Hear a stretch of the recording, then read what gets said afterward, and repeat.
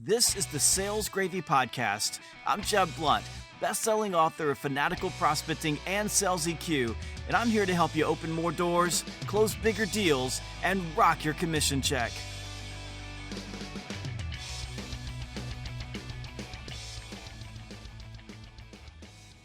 In part 5 of my conversation with Anthony Iannarino about competitive displacement, we do a deep dive into discovery, and you're going to love this episode and pay close attention because discovery is the most important component of competitive displacement, your ability to kick your competitors out of their accounts.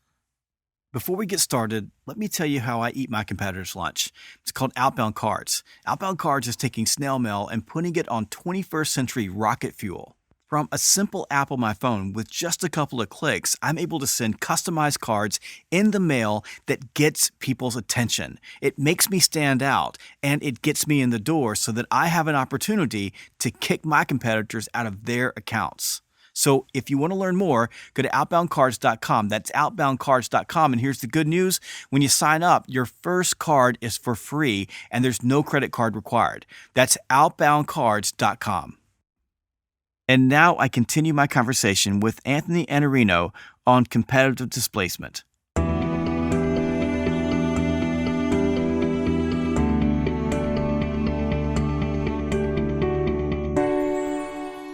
Let's go back to discovery. So if we go back, 30 years, one of the greatest books ever written on discovery was Spin Selling. Neil Rackham wrote the book. And along the way, every sales book out there has written on the value of discovery. And yet discovery is a place where if you as a sales trainer, me as a sales trainer, as an author, as a person that works with salespeople, it's the weakest part of the sales process, even after all the research, all the years, all the work that's been put into this. And even today, some of these, highfalutin tech companies out there that are building tech stacks are doing surveys that we already know the answer to that says discovery is where it happens.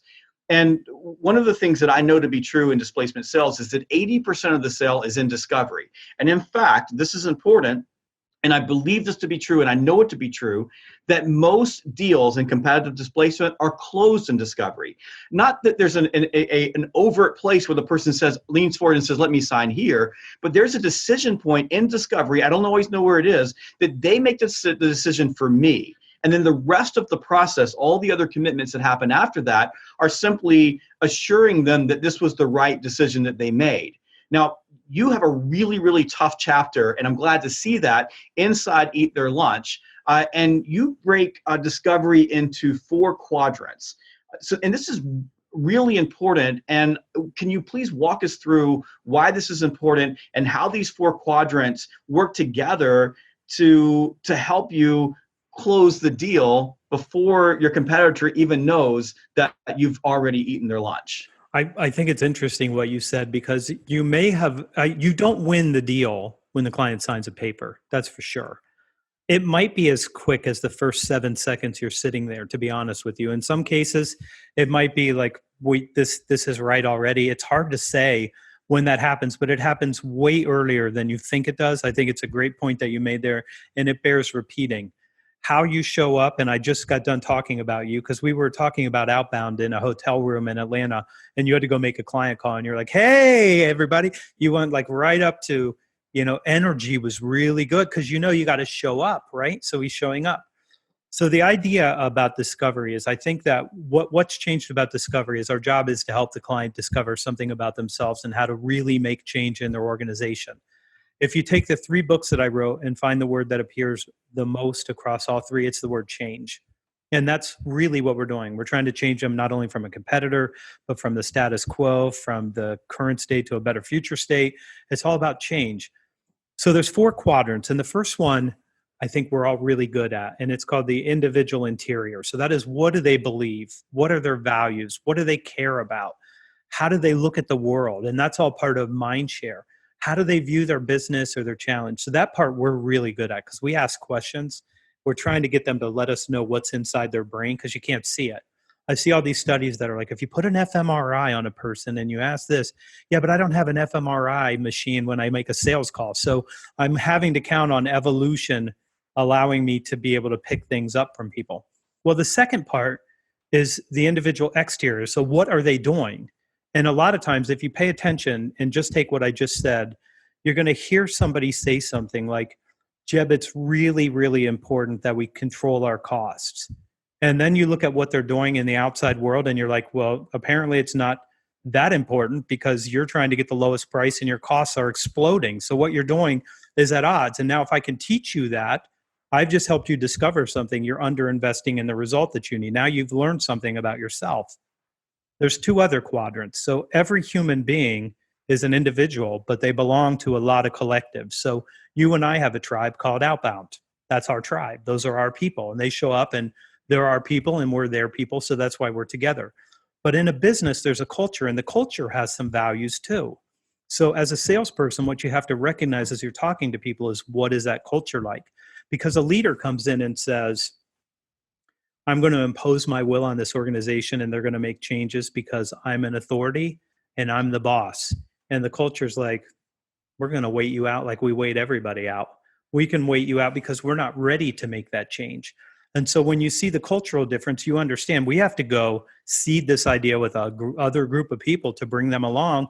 Otherwise, they're going to resist this. They're going to feel like they were left out, and the culture is going to resist the change that we're trying to make. Almost like you transplant an organ in a body and the body rejects it. And people don't know why. Well, I sold the account, but then it didn't happen. It didn't work.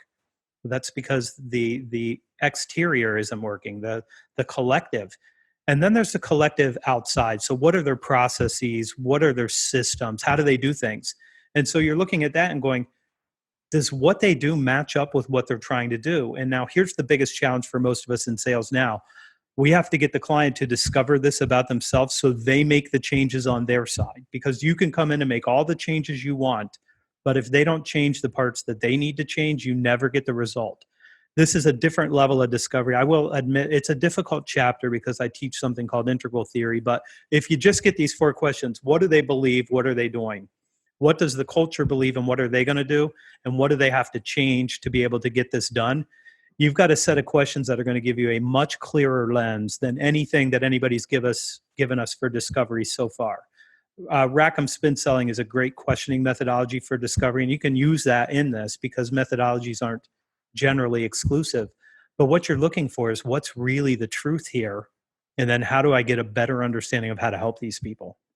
I love what you said about what's really the truth. And one of the dangers with spin selling that I see is that we have a set of questions, we have a methodology to go through. So the methodology becomes the process, and the salesperson is so focused on the methodology that they don't pay attention to what's the real truth. So and though you were doing this, but it's congruence. It's congruence between Right. what they're saying and what they're doing.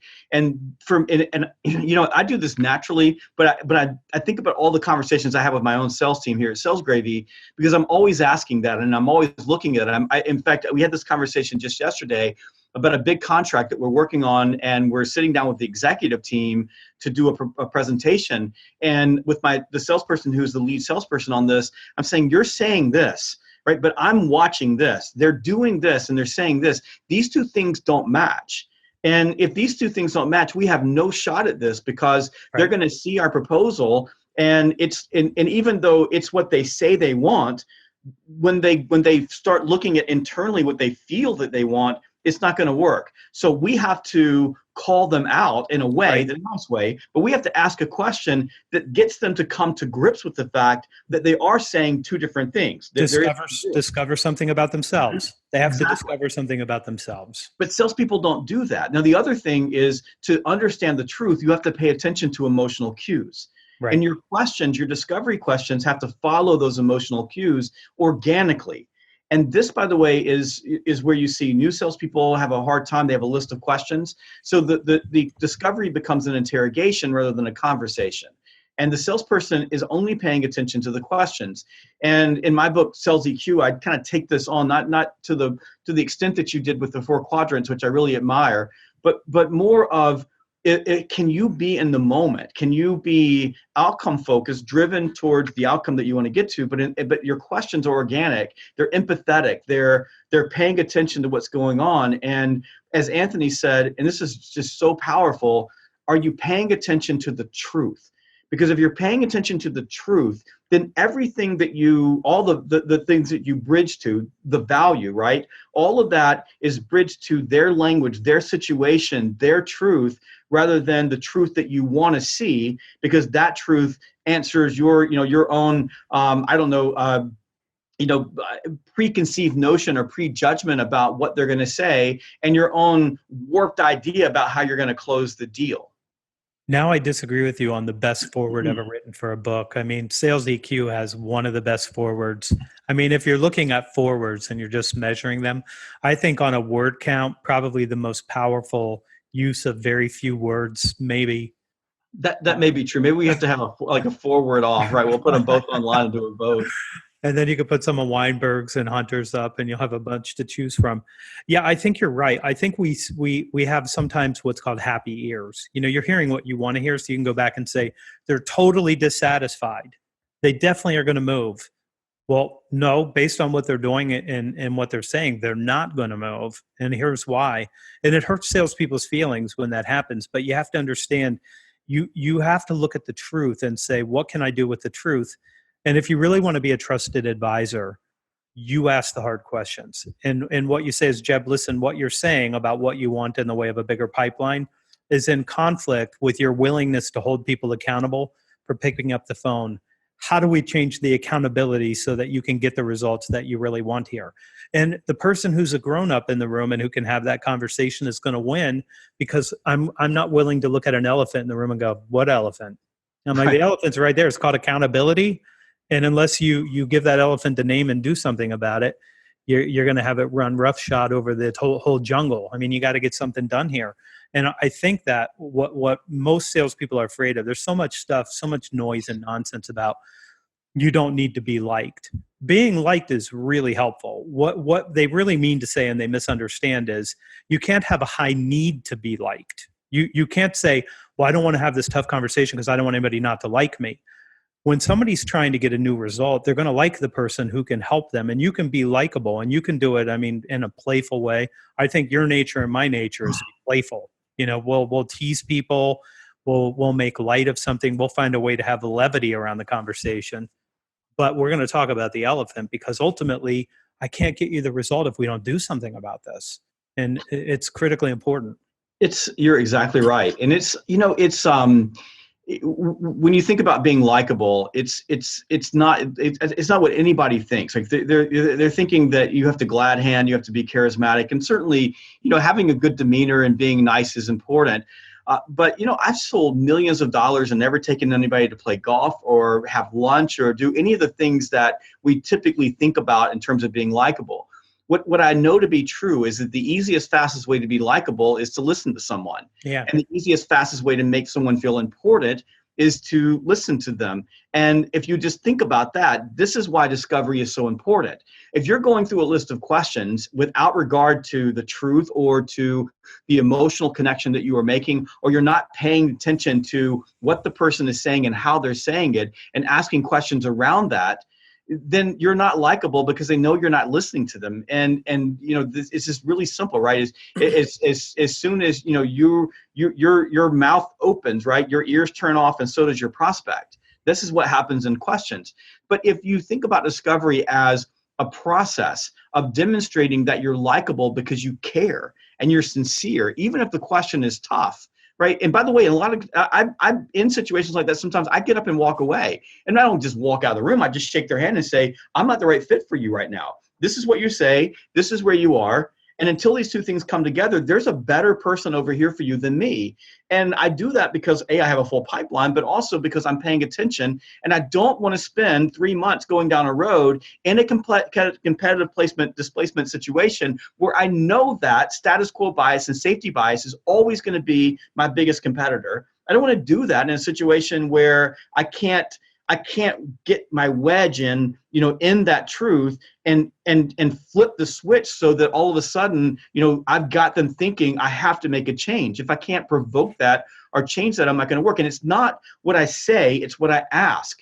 And that's what people don't get, especially when we start thinking about, and I'm going to get my soapbox for a second, the whole challenger notion.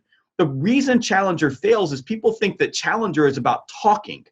Challenger, if you want to challenge someone, ask them a strategic and artful question that makes them think, that hurts their feeling, that helps them become aware that they have a problem or an issue or a pain, or, and this is important for all the Sandler folks out there, or an opportunity. It's not just pain, it's what the future state might be. If you do that, then you win. But see, salespeople keep shortcutting that process, and they don't think about all those quadrants that you were talking about. It's about what you ask. In competitive displacement, I've got some problem with my mouth right now, right? In competitive displacement, right, it's about provoking the person into changing the way they think about the need to change. And you will never do that with what you say. You will never talk someone into changing, because in these situations, people are changing for their reasons, not yours. I wrote a blog post a few weeks ago about the importance of traditional discovery, understanding the pain points. That's still good. The only thing is, it's just not enough anymore. I have to get you to understand why you have to change, and asking you for your pain points just doesn't tend to do it anymore. So I still think there's a lot of cases with end user stakeholders and other people, not C-level executives, but a lot of people, they want to tell somebody the problems that they're having. But until you get them to discover something about themselves, and that's the strategic, well-placed question that causes them to go, wait a second, we'd have to change this if we wanted a different result. Got it. You're right. That's where we are. And that's the art of the good question in a sales conversation. Well, you're dealing with human cognitive dissonance, right? I can't hold two values at the same time because it's painful. So when you ask them to tell you about their pain, right, they don't want to tell you about their pain, especially if they pick the vendor that's causing them pain. Because for them to tell you that the vendor's failing means that they also failed in picking a vendor. And I can't do that at the same time. And, you know, it's so funny. I was in a sales call. I was with one of my clients, and this is a multi-million-dollar deal. And the salesperson literally said the words, "Can you tell me about your pain points?" I actually asked the question. I kicked him under the desk as hard as I possibly could. He winced. I'm like, why would you ask someone that question? They're not going to say that to you. So if I walk up to a stranger on the street, what are your pain points? You know, they're going to go, screw you. I don't have a relationship. I haven't even earned the right. And it's much more the art of the question, the art of the conversation.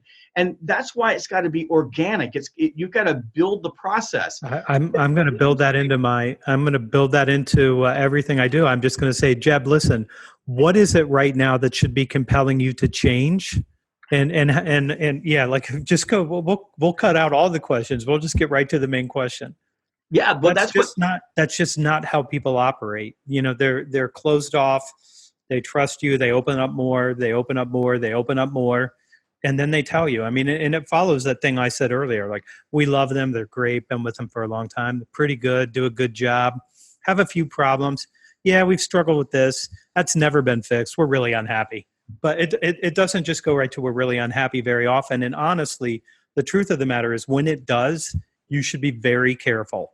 Because if I say to you, Jeb, I've used 5 different vendors, they all suck. None of them could meet my needs. Okay, wait a second. Out of 5, you're over 5, might not be the vendors. Just, that's exactly right.